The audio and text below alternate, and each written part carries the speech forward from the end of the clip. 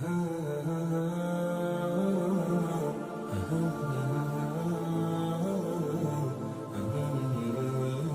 کے ساتھ تو ہمارا تعلق ایسا مضبوط ہونا چاہیے، کیسا ہونا چاہیے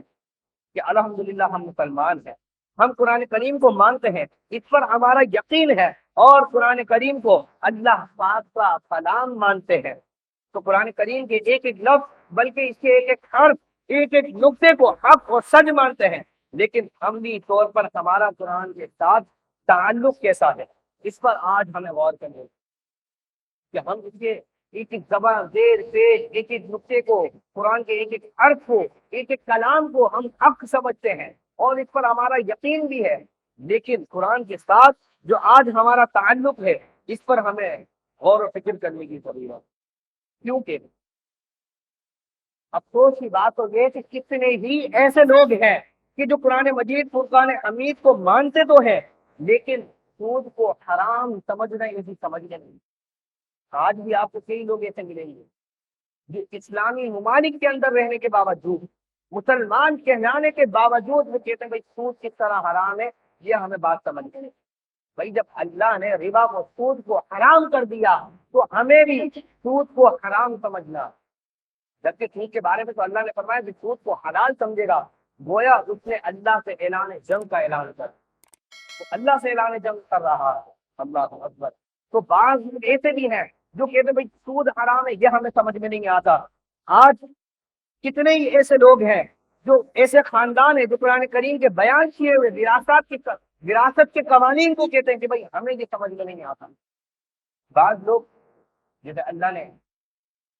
للذکر مثل حظ الانثیین کہ مرد کے مقابلے میں عورت کو ایک حصہ دیا جائے گا، مرد کو 2 حصے دیے جائیں گے، بعض لوگ اس کو بھی یہ بات کہتے ہیں کہ بھائی یہ ناانصافی ہے۔ بلکہ آپ دیکھیں یہ اچھا تھا، اتنا پیارا قانون ہے کہ عورت کو 8 طریقے سے حصے ملتے ہیں وراثت میں، کسی بھی طریقے سے 8 حصے سے، اور مرد کو صرف 4 واسطوں سے حصے ملتے ہیں۔ مرد کو باپ کی صورت میں، بیٹے کی صورت میں، بھائی کی صورت میں مرد کو جو حصہ ملتا ہے، یا پھر شوہر کی صورت میں، یہ 4 صورت ہے۔ باپ ہو گیا، باپ کا باپ ہو گیا، ٹھیک ہے، بیٹا ہو گیا، اور کسی کا وہ شوہر ہو گیا، یا پھر بھائی ہو گیا۔ یہ 4 صورتیں ہیں جن صورتوں میں مرد کو حصہ ملتا ہے، مگر عورت کو 8 واسطوں سے حصہ ملتا ہے۔ اگر وہ بیوی ہے تب بھی اس کو حصہ، اگر وہ ماں ہے تب بھی اس کو حصہ ملے گا، اگر وہ کسی کی بیٹی ہے تب بھی اس کو حصہ ملے گا، اگر وہ بہن ہے اس کے باوجود اس کو حصہ ملے گا، اگر وہ اللاتی ہے اس کے باوجود اس کو حصہ ملے گا، اگر وہ پوتی ہے تو بھی اس کو حصہ ملے گا، اگر وہ دادی ہے یا نانی ہے تب بھی اس کو حصہ ملے گا۔ اس طریقے سے یعنی کہ 8 طریقوں سے جو ہے وہ عورت کو حصہ دیا جاتا ہے۔ تو ہر جگہ ایک ہی اینگل سے نہیں دیکھنا چاہیے۔ تو کئی ایسے لوگ ہیں جو قرآن مجید کو مانتے تو ہیں لیکن وراثت کے قانون میں وہ یہ کہتے ہیں کہ ہمیں جو ہے یہ مسئلہ سمجھنا الامان والحکیم۔ اور بے شمار ایسے لوگ ہیں کہ جنہیں جو ہے وہ قرآن مجید فرقان حمید میں شفاعت کا مسئلہ سمجھ میں نہیں آتا، حضور علیہ الصلوۃ والسلام کے حاضر و ناظر ہونے کا مسئلہ سمجھ میں نہیں آتا، بعض لوگوں کو ان میں غیب کا مسئلہ سمجھ میں نہیں آتا۔ وہ قرآن مجید فرقان حمید کو پڑھتے ہیں لیکن ان کے دل میں فسق ہوتا ہے جس کی وجہ سے وہ قرآن کو سمجھ نہیں پاتے اور وہ گمراہی کی طرف مبتلا ہوتا ہے۔ تو ہمیں جب بھی قرآن پڑھنا ہے اپنے دل کو صاف رکھ کر نبی کریم رؤوف رحیم صلی اللہ تعالیٰ علیہ وسلم کے عشق اور محبت میں قرآن مجید فرقان حمید ہے، اور قرآن مجید فرقان حمید کو اپنا امام بنانا چاہیے، اپنا پیشوا قرآن کو بناؤ، کیونکہ قرآن مجید فرقان حمید میں یہ اپنے پڑھنے والے قاری کی وقتی کو مغفرت کرے۔ جو قرآن کی تلاوت کرتا ہوگا،